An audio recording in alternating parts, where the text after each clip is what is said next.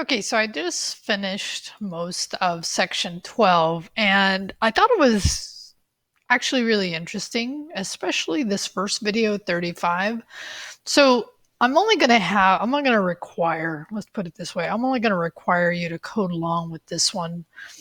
As I worked through the second one, I noticed that, and I didn't realize that his Python version, or it looks like to me from doing this because I kept getting an error, and the only way I could actually get this video to work was actually to run it in an older version of Python. But it's interesting because I'm sitting here looking at, looks like he's running 3.5. But anyway, so I decided, you know what? The truth is, what he's doing in this second video and then into the third one is really the additional content I'm going to give you anyway. Okay. So what I'm going to say is that, and you can check out 36 if you want. I think that's actually kind of interesting what he's trying to do. But basically, what he's doing is what I've already shown you. And let me just show you this code, not this one. Logging. Which one was it? Trace back. Not the asserts. Oh, I was doing it on the command line. That's what it was. No, this was it. Sorry about that. Took me a minute. So where he put all these messages and had that whole logging configuration, my version or my setup, and I tried it both running it at the command line and running it in here, kept throwing an error. So I was like, so really this right here is what I've been talking about, was showing you how to run, right, debug, and being able to look at what the variables, right, are set. And this is a great troubleshooting tool. It's also the way you're going to do for code review. I've shown it a couple times. So when I looked at this, I was like, you know what?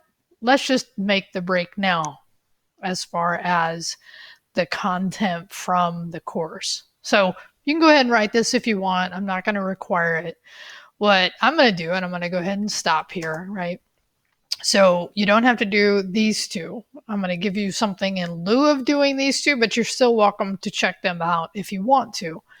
So just to be clear, coming back here, 35 I want you to do, because that assert is actually really cool. It's actually the idea of, we've already looked at exceptions and this is raising your own. I thought that was a good way and a good demonstration of doing that. You do get a file that you can output that as well, so that's kind of cool. And then doing that traceback. I also got a little bit of an error on the traceback, and I ended up having to, again, run it in the regular mode, regular IDE mode, that fixed that. So watch 35, do your one commit, right? Put it in that S12 directory.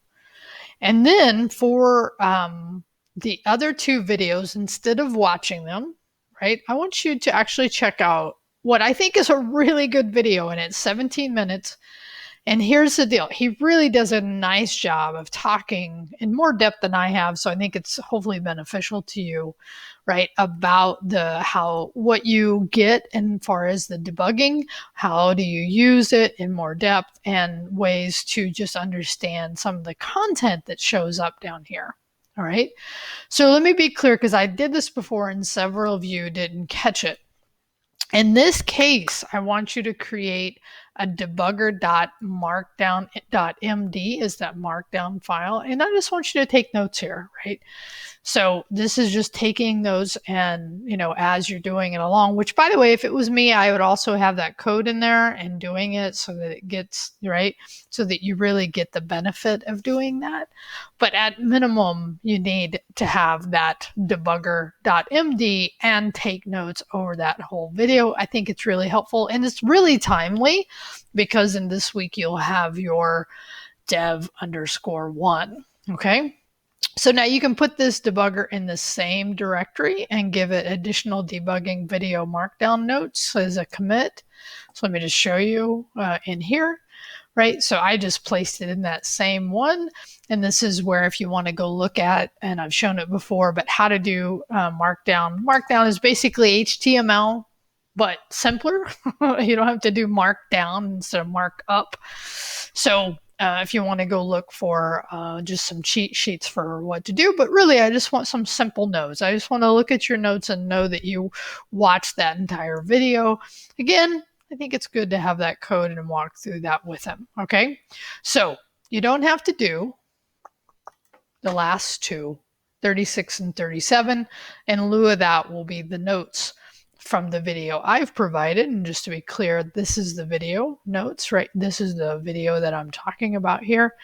So really what you'll have in addition to these is one markdown file and maybe a code file if you have it in there as well, but it all goes in that S12 directory.